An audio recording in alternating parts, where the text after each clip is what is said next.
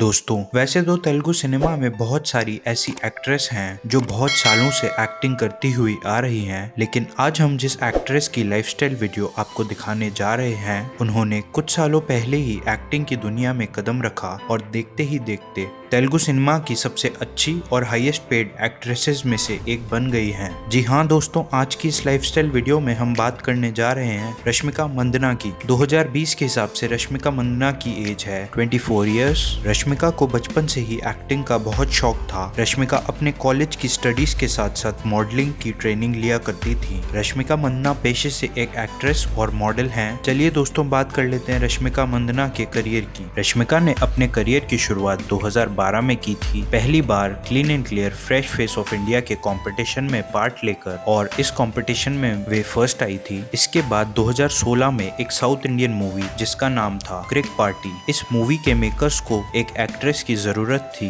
तब इस मूवी के मेकर्स की नजर रश्मिका मंदाना पर पड़ी और उन्होंने रश्मिका को क्रिक पार्टी मूवी के लिए साइन कर दिया। और उस वक्त रश्मिका की उम्र सिर्फ और सिर्फ 19 साल थी। 2016 की सबसे हाईएस्ट अर्निंग मूवी थी क्रिक पार्टी, जो सिर्फ और सिर्फ 4 करोड़ के बजट में बनाई गई थी। लेकिन मूवी रिलीज होते ही सुपर हिट हुई थी और रश्मिका को अपनी पहली ही फिल्म की वजह से बेस्ट डेब्यूट एक्ट्रेस का अवार्ड भी मिला था। क्रिक पार्टी मूवी की शूटिंग के दौरान उसी फिल्म के लीड एक्टर रक्षित शेट्टी से रश्मिका को प्यार हो गया और फिल्म रिलीज होने के बाद दोनों ने सगाई भी कर ली। लेकिन ये रिश्ता ज्यादा दिनों तक टिक नहीं पाया और दोनों का ब्रेकअप हो गया। और इस ब्रेकअप के बाद रश्मिका मंदाना डिप्रेशन में चली गई और अपने ब्रेकअप और पहली मूवी के बाद रश्मिका ने 2 और मूवीज की जिनके नाम थे अंजनी पुत्र और चमक। लेकिन ये दोनों मूवीज रिलीज होते ही सुपर फ्लॉप हुई और रश्मिका को और ज्यादा गहरा सदमा पहुंचा। इन दोनों मूवीज के फ्लॉप होने के बाद एक तरफ रश्मिका का ब्रेकअप था और दूसरी तरफ उनका डूबता हुआ करियर। इन दोनों चीजों की वजह से रश्मिका बहुत डिप्रेशन में रहने लगी। लेकिन फाइनली कुछ ट्रीटमेंट्स के बाद रश्मिका मंदाना डिप्रेशन से बाहर आई और इन्होंने वापस एक्टिंग में कमबैक करने का ठान लिया और वे दिन रात अपनी एक्टिंग को और भी अच्छा करने में लग गईं। 2018 में रश्मिका ने पहली बार तेलुगु सिनेमा में कदम रखा और उनकी पहली तेलुगु मूवी का नाम था चलो। और ये फिल्म सिर्फ और सिर्फ 3 करोड़ के बजट में बनी थी। लेकिन ये फिल्म रिलीज होते ही सुपर हिट हुई और इस फिल्म ने 80 करोड़ का बिजनेस किया था।